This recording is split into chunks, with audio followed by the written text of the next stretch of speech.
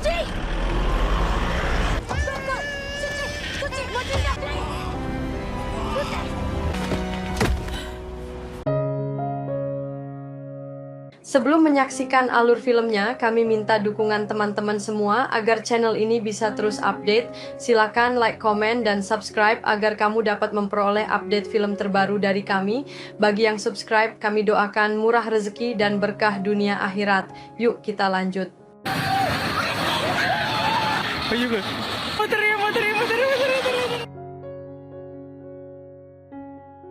sebuah apartemen di Stavanger, Norwegia, Devika Chatterjee mencoba menanamkan kehangatan Kolkata di tengah lanskap yang dingin dan pucat. Aroma masakan India yang kaya rempah beradu dengan udara Skandinavia yang steril saat ia dengan sabar mengejar putranya yang berusia 5 tahun Shub untuk menyuapinya. Bayinya, Shuchi, tertidur pulas di dekatnya. Dari luar, di dalam mobil yang tidak mencolok, dua agen dari Velfred, Badan Kesejahteraan Anak, Sia dan Matilda, mengamati dengan tatapan dingin dan tanpa emosi. Setiap tawa, setiap suapan nasi dengan tangan, setiap momen keintiman keluarga dicatat dalam buku catatan mereka bukan sebagai cinta, tetapi sebagai data untuk sebuah kasus. Kunjungan resmi pertama mereka terasa seperti invasi yang sopan. Devika dengan keramahan yang tulus menyambut mereka, tetapi Sia dan Matilda menolak teh yang ditawarkannya. Mata mereka memindai setiap sudut apartemen, menilai mainan yang berserakan sebagai kekacauan dan tempat tidur keluarga sebagai pengaturan tidur yang tidak aman. Mereka menanyai Devika tentang setiap keputusannya, menafsirkan senyum lelahnya sebagai depresi dan kegigihannya untuk memberi makan Shub sebagai bentuk pemaksaan. Devika yang tidak menyadari agenda tersembunyi mereka menjawab dengan polos sebuah kepolosan yang akan digunakan untuk melawannya dengan kejam. Dalam sekejap mata yang terkoordinasi, satu agen membawa Shuchi dari tempat tidurnya sementara yang lain memegang tangan Shub dan menariknya ke pintu. Realisasi menghantam Devika seperti sambaran petir. Jeritannya yang memilukan bergema di lorong apartemen saat ia melihat anak-anaknya dibawa pergi.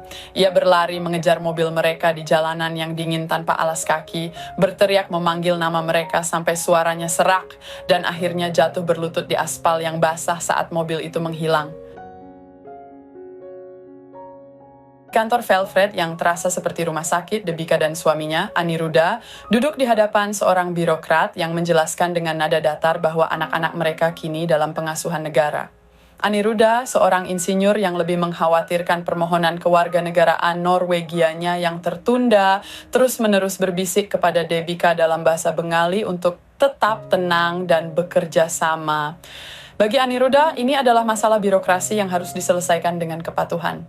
Bagi Devika, ini adalah penculikan yang dilegalkan. Kesedihannya meledak menjadi permohonan yang panik dan penuh amarah, sebuah ledakan emosi yang dicatat oleh para agen sebagai bukti lebih lanjut bahwa ia adalah ibu yang tidak stabil secara mental.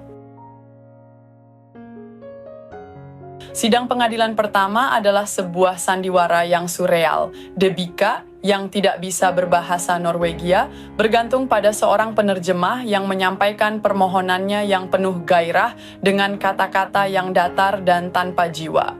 Pengacara Velfred dengan percaya diri mempresentasikan sebuah kasus yang dibangun di atas prasangka budaya. Foto-foto apartemen mereka ditampilkan sebagai bukti lingkungan yang terabaikan. Praktik menyuapi dengan tangan digambarkan sebagai pelanggaran otonomi anak. Titik hitam kalateka di dahi Shuchi, sebuah tradisi untuk menangkal kejahatan, secara absurd diisyaratkan sebagai kemungkinan bekas luka bakar. Laporan psikologis yang dibuat hanya dari observasi singkat menyimpulkan Devika memiliki keterikatan yang tidak sehat pada anak-anaknya. Keretakan dalam pernikahan Devika dan Aniruddha semakin dalam menjadi jurang. Di rumah, Aniruddha tidak memberikan dukungan, melainkan menyalahkan. Ia menuduh sifat dramatis Devika sebagai penyebab seluruh masalah mereka. "Mengapa kamu tidak bisa bersikap normal seperti mereka?" Teriaknya melemparkan laporan Velfred ke arahnya. Baginya, penolakan Devika untuk menekan emosinya dan beradaptasi dengan cara Norwegia yang beradab adalah sebuah aib. Pertengkaran mereka memuncak saat Aniruddha secara fisik menahan Debika untuk mencegahnya membuat keributan di depan umum, sebuah tindakan yang menghancurkan sisa-sisa kepercayaan Debika pada pria yang seharusnya menjadi pelindungnya. Putus asa dan sendirian, Debika menemukan secercah harapan pada Daniel Singh Chiupek, seorang pengacara keturunan India Norwegia. Tidak seperti yang lain, Daniel mendengarkan, ia memahami nuansa budaya yang dipelintir menjadi tuduhan. Ia melihat bukan seorang ibu yang histeris, melainkan seorang pejuang yang terluka. Mereka tidak akan pernah memahami cintamu, kata Daniel kepadanya. Jadi, kita harus membuat mereka memahami hukum mereka sendiri. Strateginya berani, bukan untuk membela tindakan Debika, tetapi untuk menyerang kredibilitas dan kompetensi budaya Velfred sebagai sebuah institusi. Di ruang sidang, Daniel mengubah arus pertempuran. Dengan ketenangan yang mematikan, ia membongkar kasus Velfred satu persatu. Nona Matilda, tanyanya, Anda mencatat klien saya memberi makan anaknya dengan tangan. Apakah Anda sadar bahwa lebih dari 1 miliar orang di planet ini menganggap ini sebagai tindakan cinta yang intim? Ia melanjutkan, Anda menyebut tempat tidur bersama sebagai hal yang berbahaya. Apakah Anda menyadari bahwa laporan pediatrik yang tak terhitung jumlahnya mendukung manfaat psikologisnya? Ia memaksa Sia dan Matilda untuk mengakui di bawah sumpah bahwa mereka tidak pernah menerima pelatihan formal tentang praktik pengasuhan anak di Asia Selatan. Ia mengubah tuduhan mereka menjadi pengakuan atas ketidaktahuan mereka sendiri. Meskipun pembelaan Daniel brilian, sistem peradilan Norwegia terbukti tidak bisa ditembus. Hakim sambil mengakui perbedaan budaya, pada akhirnya memutuskan berdasarkan kerangka hukum Norwegia yang kaku. Dengan palu yang terasa seperti menghantam hati Debika, hakim memutuskan bahwa anak-anak harus tetap dalam pengasuhan angkat sampai mereka berusia 18 tahun. Ruangan menjadi senyap saat Debika merasakan dunianya runtuh untuk kedua kalinya. Ini bukan lagi pertempuran hukum, ini adalah vonis seumur hidup yang dijatuhkan pada keibuannya. Pengkhianatan terbesar datang bukan dari orang asing, tetapi dari suaminya sendiri. Velfred mengusulkan sebuah kompromi licik. Anak-anak dapat kembali ke India, tetapi hak asuhnya akan diberikan kepada saudara laki-laki Aniruddha. Debika menemukan rencana ini saat ia tidak sengaja melihat dokumen yang disembunyikan Aniruddha. Suaminya telah setuju untuk menyingkirkannya sepenuhnya dari kehidupan anak-anaknya demi membersihkan namanya dan melanjutkan hidupnya di Norwegia. Saat dikonfrontasi, Aniruddha mengakuinya, membenarkannya sebagai solusi logis. Pukulan fisik yang ia daratkan pada Debika dalam pertengkaran itu terasa tidak ada apa-apanya dibandingkan dengan pukulan pengkhianatan di hatinya. Tanpa ada lagi yang bisa dipercaya, Debika melakukan satu-satunya hal yang tersisa. Ia memutuskan untuk membuat perjuangannya menjadi publik. Ia berhasil menghubungi kantor Vasudha Kamath, seorang politisi berpengaruh di India. Kisahnya yang dibocorkan ke media menyebar seperti api. Kisah seorang ibu India yang anak-anaknya diculik oleh negara Eropa memicu kemarahan nasional. Protes meletus di luar kedutaan Norwegia di New Delhi. Perjuangan pribadi Debika kini telah menjadi insiden diplomatik internasional yang memalukan bagi Norwegia. Di bawah tekanan politik yang luar biasa, pemerintah Norwegia memerintahkan pengadilan untuk mempercepat kasus tersebut dan menyetujui pemindahan yurisdiksi ke India. Debika memenangkan sebuah pertempuran penting, tetapi perang belum berakhir. Anak-anaknya diterbangkan ke Kolkata, tetapi segera ditempatkan di sebuah rumah penampungan pemerintah, masih di luar jangkauannya, menunggu keputusan akhir dari Pengadilan Tinggi Kalkuta. Jarak fisik telah tertutup, tetapi tembok birokrasi masih berdiri tegak.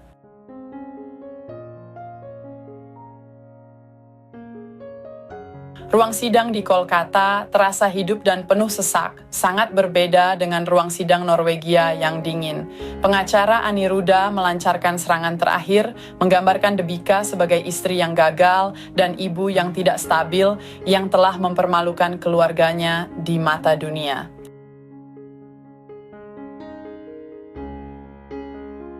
Ketika gilirannya tiba, Debika berdiri. Ia tidak berbicara kepada pengacara, ia berbicara kepada hakim, kepada setiap orang tua di ruangan itu. Dengan suara yang bergetar karena emosi yang tertahan, ia memberikan monolog yang kuat. Mereka menyebut saya ibu yang buruk, katanya. Apa itu ibu yang baik? Apakah ibu yang baik tidak pernah menangis? Apakah rumahnya selalu rapi? Apakah hatinya tidak hancur saat anak-anaknya direnggut? Ia berbicara tentang cinta yang tidak bisa diukur oleh laporan atau dinilai oleh orang asing, tentang ikatan yang melampaui budaya dan hukum.